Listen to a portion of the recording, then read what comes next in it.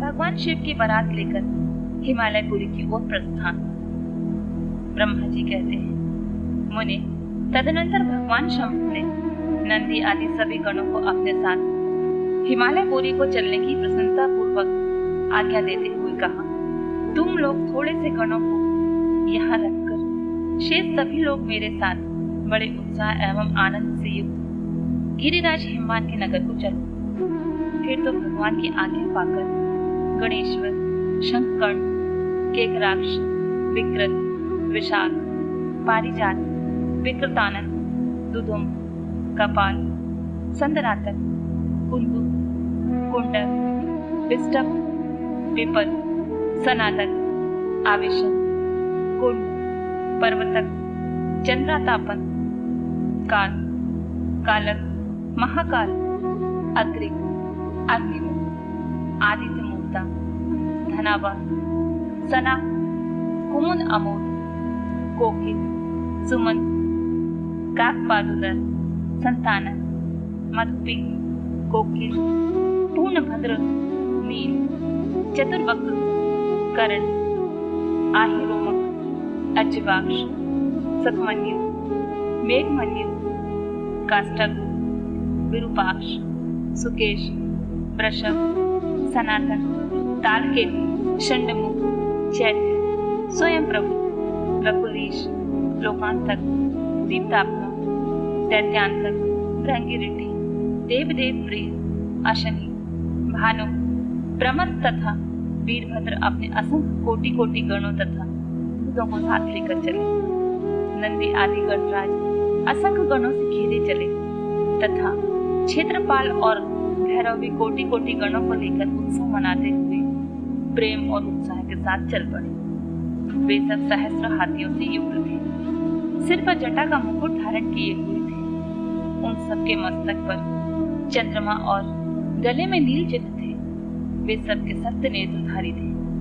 उन सब ने रुद्राक्ष के आभूषण पहन रखे थे। सभी उत्तम भस्म धारण किए हुए थे और हार, कुंडल, केयूर तथा मुकुट आदि से अलंकृत थे। इस प्रकार देवताओं तथा दूसरे दूसरे गणों को साथ ले भगवान शंकर अपने विवाह के लिए हिमवान के नगर की ओर चले। चंडी देवी रुद्रदेव की बहन बनकर खूब उत्सव मनाती हुई बड़ी प्रसन्नता के साथ वहां आ पहुंची। वे शत्रुओं को अत्यंत भय देने वाली थी।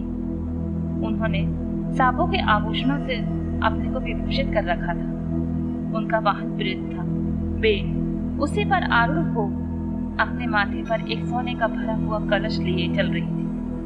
वह कलश महान प्रभा पुंज से प्रकाशित हो रहा था। मुने, वहां करोड़ों दिव्य भूतगण शोभा पाते थे, जिनका रूप विकराल था। उनके रूप रंग भी अनेकों अनेक प्रकार के थे। उस समय डमरुओं की टिम टिम घोष से, भेड़ियों की गड़गड़ाहट से और शंखों के गंभीर नाद से तीनों लोग गूंज उठे थे। दुर्निमियों की ध्वनि से महान कोलाहल हो रहा था। वह जगत को मंगल करता हुआ अमंगल का नाश करता था। देवता लोग शिव गणों के पीछे होकर बड़ी उत्सुकता के साथ बारात का अनुसरण करते थे। संपूर्ण सिद्ध और लोकपाल आदि भी देवताओं के साथ थे। देव मंडली के मध्य भाग में गरुड़ के आसन पर बैठकर लक्ष्मीपति भगवान विष्णु चल रहे थे। मुने, उनके ऊपर महान छत्र तना हुआ जो उनकी शोभा बढ़ाता था। उस पर चमर डुलाए जा रहे थे। वे अपने गणों से घिरे हुए थे। उनके शोभाशाली पार्षदों ने उन्हें अपने ढंग से आभूषण आदि के द्वारा विभूषित किया था। इसी प्रकार मैं भी मूर्तिमान वेद शास्त्रों, पुराणों, आगमों, संकादि महासिद्धों, प्रजापतियों, पुत्रों तथा अन्य परिजनों के साथ मार्ग में चलता हुआ बड़ी शोभा पा रहा था और शिव की सेवा में तत्पर था। देवराज इन नाना प्रकार के आभूषणों से विभूषित ऐरावत हाथी पर आरूढ़ होकर वे अपनी सेना के बीच चलते हुए अत्यंत सुशोभित हो रहे थे। उस समय बारात के साथ यात्रा करते हुए बहुत से ऋषि भी अपने तेज से प्रकाशित हो रहे थे। वे शिव जी का विवाह देखने के लिए बहुत उत्कंठित थे। शाकिनी, यातुधाम, बेताल, ब्रह्म राक्षस, भूत, प्रेत, पिशाच, प्रमथ आदि गण, तुम्बुरु, नारद, हाहा और हुहु आदि श्रेष्ठ गंधर्व तथा किन्नर भी बड़े हर्ष से भरकर बाजा बजाते हुए चले। संपूर्ण जगत माताएं, सारी देव कन्याएं, गायत्री, सावित्री, लक्ष्मी और अन्य देवांगनाएं, ये सभी दूसरी देव पत्नियां जो संपूर्ण जगत की माताएं हैं, शंकर जी का विवाह यही सोचकर बड़ी प्रसन्नता के साथ उसमें सम्मिलित होने के लिए गई। वेदों, शास्त्रों, सिद्धों और महर्षियों द्वारा जो साक्षात धर्म का स्वरूप कहा गया है तथा जिनकी अंग कांति शुद्ध स्फटिक के समान उज्ज्वल है, वह सर्वांग सुंदर वृषभ भगवान शिव का वाहन। धर्म वत्सल महादेव जी उस वृषभ पर आरूढ़ होकर सबके साथ यात्रा करते हुए बड़े शोभा पा रहे थे। देवर्षियों के समुदाय उनकी सेवा में उपस्थित थे। इन सब देवताओं और महर्षियों के एकत्र हुए समुदाय से महेश्वर की बड़ी शोभा हो रही थी। उनका बहुत श्रृंगार किया गया था। वे शिवा का पारिग्रहण करने के लिए हिमवान के भवन में जा रहे थे। नारद इस प्रकार बारात की यात्रा संबंधी उत्तम उत्सव से युक्त शंभु का चरित्र कहा गया। अब हिमालय नगर में जो सुंदर प्रताप घटित हुआ है उसे सुनो। हिमवान हुआ शिव की बारात की अगवानी तथा सबका अभिनंदन एवं वंदन। मैना का नारद जी को बुलाकर उनसे बारातियों का परिचय पाना तथा शिव और उनके गणों को देखकर वह से मूर्छित होना। ब्रह्मा जी कहते हैं, तदनंतर भगवान शिव ने नारद जी को हिमाचल के घर भेजा। वे वहां की विलक्षण सजावट को देखकर दंग रह गए। विश्वकर्मा ने जो विष्णु ब्रह्मा आदि समस्त देवताओं तथा नारद आदि ऋषियों की चेतन से प्रतीत होने वाली मूर्तियां बनाई थी, उन्हें देखकर देवर्षि नारद चकित हो उठे। तत्पश्चात हिमाचल ने देवर्षियों को बारात बुला लाने के लिए भेजा। साथ ही उस बारात की अगवानी के लिए मैनाक आदि पर्वत भी गए। तदनंतर विष्णु आदि देवताओं तथा आनंदित हुए अपने गणों के साथ भगवान शिव हिमालय नगर के समीप सानंद आ पहुंचे। गिरिराज हिमवान ने जब सुना कि सर्वव्यापी शंकर मेरे नगर में आ पहुंचे तब उन्हें बड़ी प्रसन्नता हुई। तदनंतर उन्होंने बहुत सा सामान इकट्ठा करके पर्वतों और ब्राह्मणों महादेव जी के साथ वार्तालाप करने के लिए भेजा। स्वयं भी बड़ी भक्ति भाव के साथ वे प्राण प्यारे महेश्वर का दर्शन करने के लिए उस समय अधिक प्रेम के कारण द्रवित हो रहा था और वे प्रसन्नता पूर्वक अपने सौंदर्य की सराहना करते थे। उस समय समस्त देवताओं की सेना उपस्थित देख हिमवान को बड़ा विस्मय हुआ और वे अपने पुत्र मानते हुए उनके सामने गए। देवता और पर्वत एक दूसरे से बहुत प्रसन्न और अपने आप को कृतज्ञ माने।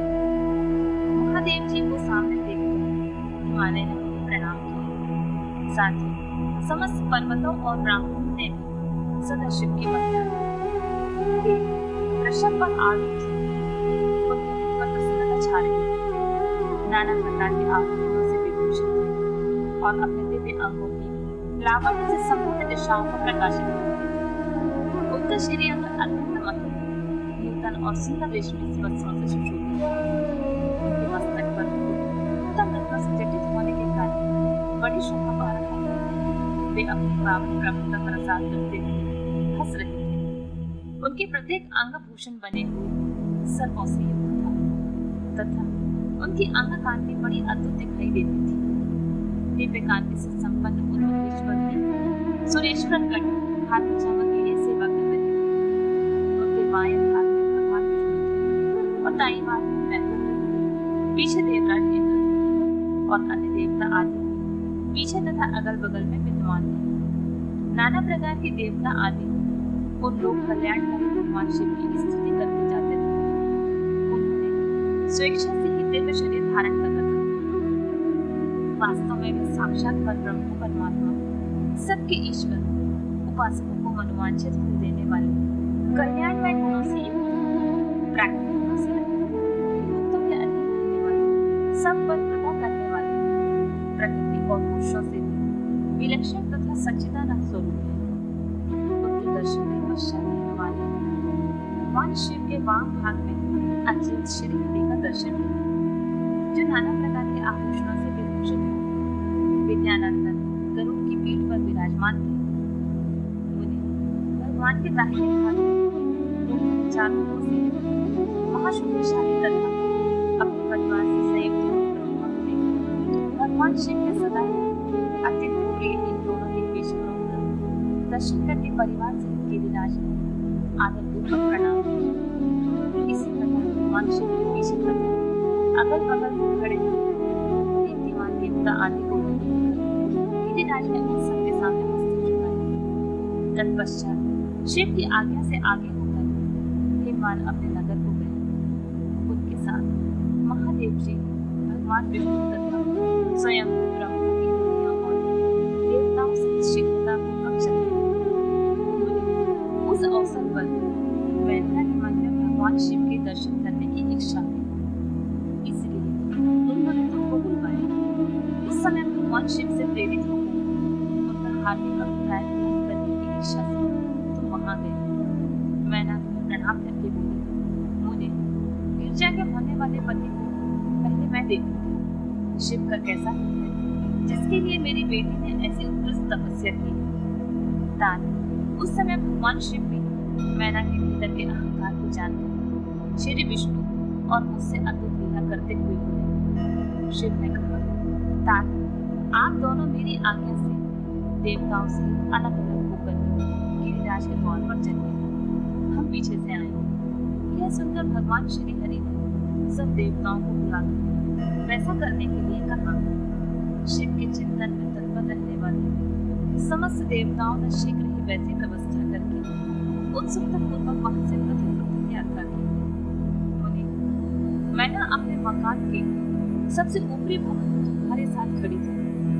उस समय भगवान विश्वेश्वर ने अपने को ऐसी वेशभूषा में दिखाया जिससे मैना के हृदय को ठेस पहुंची। सबसे पहले बारात के जुलूस में विभिन्न वाहनों में विराजित खूब सजे धजे बाजे गाजे के साथ पताका लहराते हुए वसु आदि गंधर्व आए। फिर मणिगिरी वाली यक्ष, तदनंतर क्रम से नवराज, निषुद्ध, वरुण, वायु, कुबेर, ईशान, देवराज, चंद्र,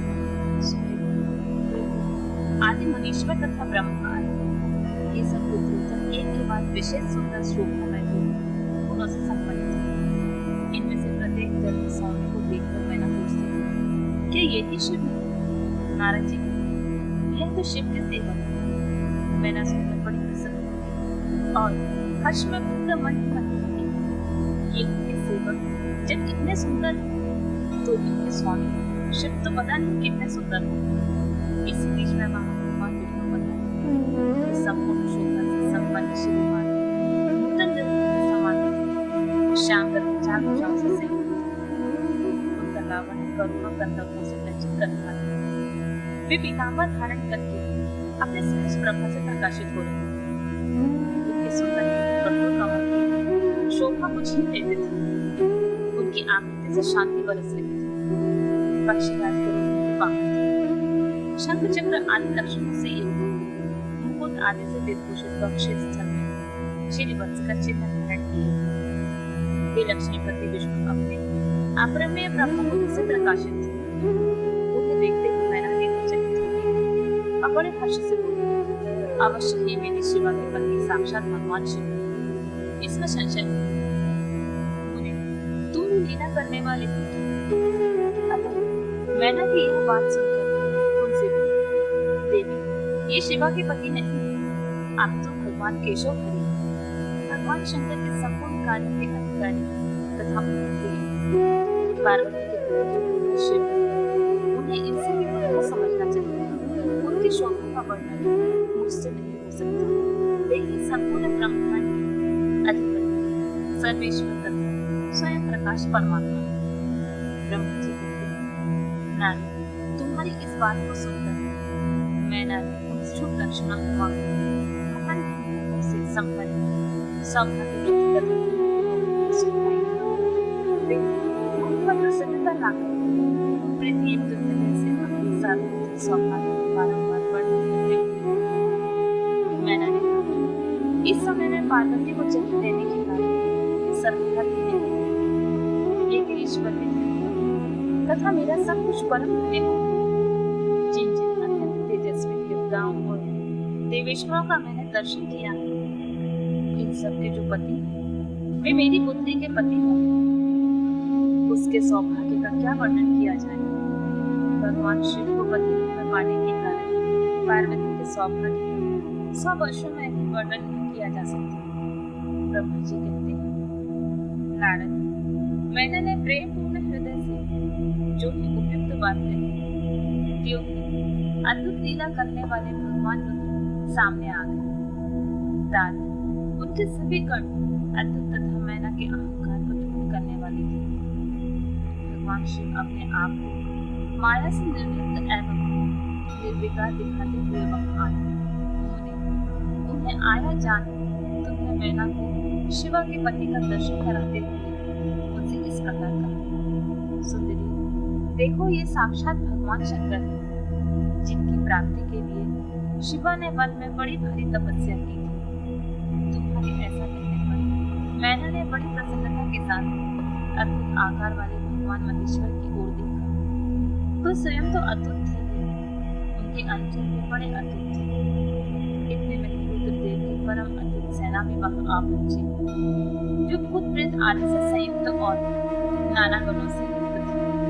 उनमें से कितने गवर्नर का रूप धारण करके आए, कितने ही पदार्थों में मरमर ध्वनि के समान शब्द निकालते। किसी के मुंह टेढ़े होते थे, तो कोई अन्य रूप दिखाई देते थे। कुछ बड़े विकराल थे, किन्हीं का मुंह दाढ़ी मूछ से भरा हुआ था, कोई लकड़े, कोई अन्य, कोई दंडों और पांच धारण किए हुए, कितने ही अपने वाहनों को उल्टे चला रहे थे। कोई सींग, कोई डमरू, तो कोई गोमुख बजाते थे। गणों में से कितने के तो मुंह ही नहीं थे, कितनों के मुंह की ओर लगे हुए थे, बहुत के बहुत तेरे मुंह थे। इसी तरह कोई बिना हाथ के थे, किन्हीं के हाथ में लगा और कितनों के बहुत से हाथ थे, कितने ही नेत्र, किन्हीं के मुंह से नेत्र थे, किन्हीं के सिर होते थे, किन्हीं के बाल बहुत खराब थे, किन्हीं के कान होते थे और किन्हीं के कान बहुत से थे। इसी तरह का नाना प्रकार की वेशभूषा धारण किए वे विकृत आकार वाले अनेक प्रवर गण और बड़े भयंकर वीर थे। उनकी कोई संख्या नहीं थी।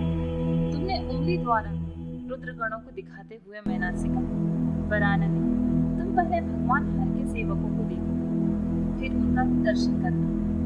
उन असंख्य भूत प्रेत आदि गणों को देखकर मैना तत्काल से व्याकुल हो गई। उनके बीच में भगवान शंकर भी थे, जो निर्गुण होते हुए भी परम भगवान थे। वे वृषभ पर सवार थे, उनके 5 मुख थे, प्रत्येक मुख में 3 नेत्र। उनके सारे अंगों में विभूति लगी हुई थी, जो उनके भूषण का काम देते थे।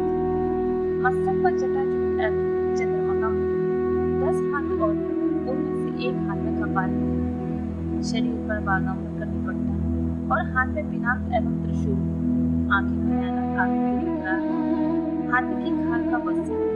यह सब देखकर शिवा की माता को डर गई, चकित हो गई और व्याकुल होकर कांपने लगी और उनकी बुद्धि चकरा गई। उस अवस्था में उन्होंने आंखों से दिखाते हुए उनसे कहा, ये है भगवान शिव। तुम्हारी यह बात सुनकर सभी मेरा दुख से भर गई और हवा के झोंके खाकर गिरी हुई लता के समान तुरंत भूमि पर गिर पड़ी। यह कैसा विकृत दृश्य है। मैं दुरानी पड़कर ढली मैंने उससे मूर्छित हो गई। तदनंतर सखियों ने जब नाना प्रकार के उपाय करके उनकी समुचित सेवा की, तब गिरिराज प्रिया मैना धीरे धीरे होश में आई।